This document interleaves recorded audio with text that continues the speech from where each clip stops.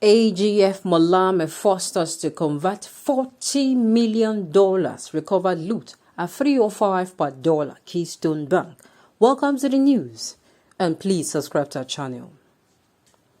Attorney General of the Federation, Abubakar Malami, issued a directive that a part of $136 million belonging to the Nigerian National Petroleum Corporation, NNPC, should be paid in Naira equivalent, Keystone Bank has said. The bank made this revelation during a hearing of the Ad Hoc Committee on Assessment and Status of all recovered loots, movable and immovable assets, covering loots and assets from 2002 to 2020 by agencies of the federal government.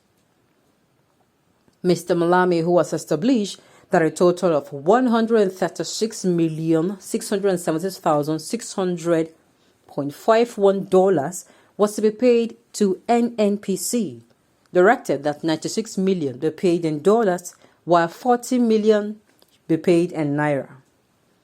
Out of this entire amount were paid $96 million in United States dollars and were paid the equivalent of $40 million in naira, according to Lawal Ahmed.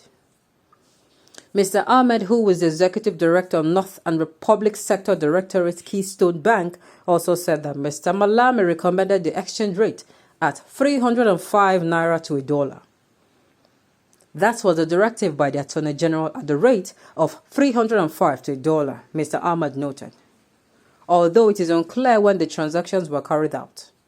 When the chairman of a committee, Adejiro Adeogun, queried why funds meant for brass LNG investment account was remitted into a different account, Mr. Ahmed stated that the bank had remitted all funds belonging to the NNPC.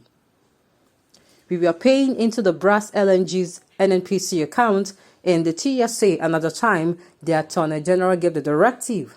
He instructed that the funds be credited to the FGN Assets Recovery Account, the bank official said. Mr. Deogun, while presenting a document to Mr. Ahmed, explained that the figures on the transaction differ from the one obtained from the Central Bank of Nigeria. However, the bank representative argued that the first item, which is 12,794,504.88 kobo, as the equivalent of 40 million naira at 305, which was directed to the FGN Assets Recovery Account. There were two accounts, Brass LNG and OML40. At this time, the AGF letter was written. I believe that we had not concluded payment yet. The final payment were made after in tranches, Mr. Ahmed added. Reacting, the member of a committee on Olawale Edu criticized Mr. Malami for issuing such directives, suggesting that the Attorney General of the Federation be subjected to questioning. Out of $40 million that he claimed, the Attorney General gave you a letter. As far as I'm concerned, I do not know why you have to take a letter from the Attorney General. This is Nigeria's money owned by the free tiers of government. We can take you up on that. Mr. Chairman, I believe that my constituency has been robbed of money. Yes, and we need to contest that letter. I do not know why the Attorney General had to issue a letter that something that was transacted in dollars should be paid in naira rate, when you have differential rates in naira, he added. Now, this is not looking good for Malami. This is not looking good. In the space of, let's not go too far. In the space of between July, August, September, October, November, Malami, you have been hearing his name covering up crimes. In fact, let us not even go too far. Justice Odeli's home raid, there was a raid on her residence, and the person who signed the letter, the court warrant, or the person who gave the police officer who was used was, what's his name again? The Attorney General of the Federation. He was the one that gave, the verdict. And then they went, according to the person who signed the court warrant, said he was manipulated or he was deceived, or how did he even speak the grammar. His name keeps popping up in very suspicious issues, in suspicious areas. When there is, something fishy, his name, and it is not good.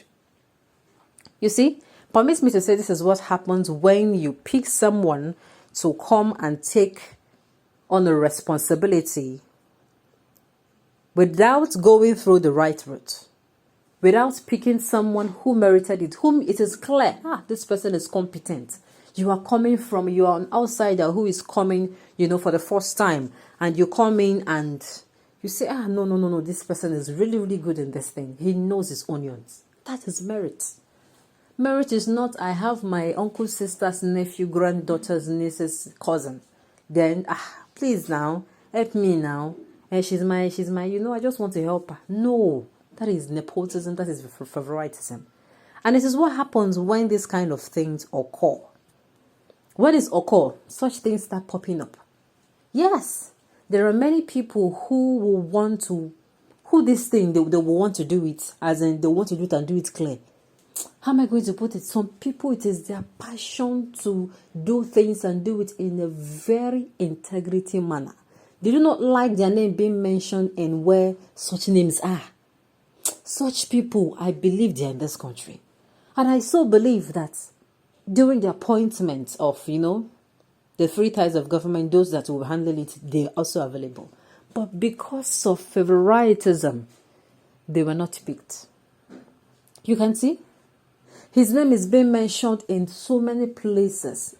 That's name, Attorney General, it should be revered and respected. Why? Because the person is supposed to be very, very neutral. The person supposed to be very neutral. But unfortunately, what do we see? His name keeps popping up. If it is not here today, it is here tomorrow, and they're not looking good. What is it teaching? What is it teaching others who are just, who are going to be, let's say, who are looking up to him? Let's say those who he's the Attorney General of the Federation, of course, he's a senior advocate of Nigeria, and of course, he's a barrister. So what does he stand to represent now? I'm a lawyer and I'm doing this and my hand is this soiled. And yet, I am not subjecting myself to the law. What are you teaching them? What are you teaching those who are coming after you? So this is what happens when I so much believe that merit is not picked. Competence is not picked, but favoritism is picked. We keep getting it wrong until we go back to history and learn. It is when you look at this Nigerian as a nation as a business. In business, you don't have brother or sister. This thing is 10 naira, it is 10 naira. This thing is 5 naira, it is 5 naira. Until you look at this thing until this country is looked as a business venture that we must not allow fall. And we must not stay at the same level. In business, you see someone who makes a margin this month of 10% revenue. When the next one he'll be targeting 30 or 50. That is it. And until we look at this country as a business and look at the Nigerian citizens as shareholders, shareholders, you pamper them. That is when this country will move forward. Because if you keep looking at it as a capitalist economy, I tell you, there'll be problems. On this note, we have come to the end of the news. We say thank you for tuning in to listen. Until I come your way next time, enjoy the rest of your day.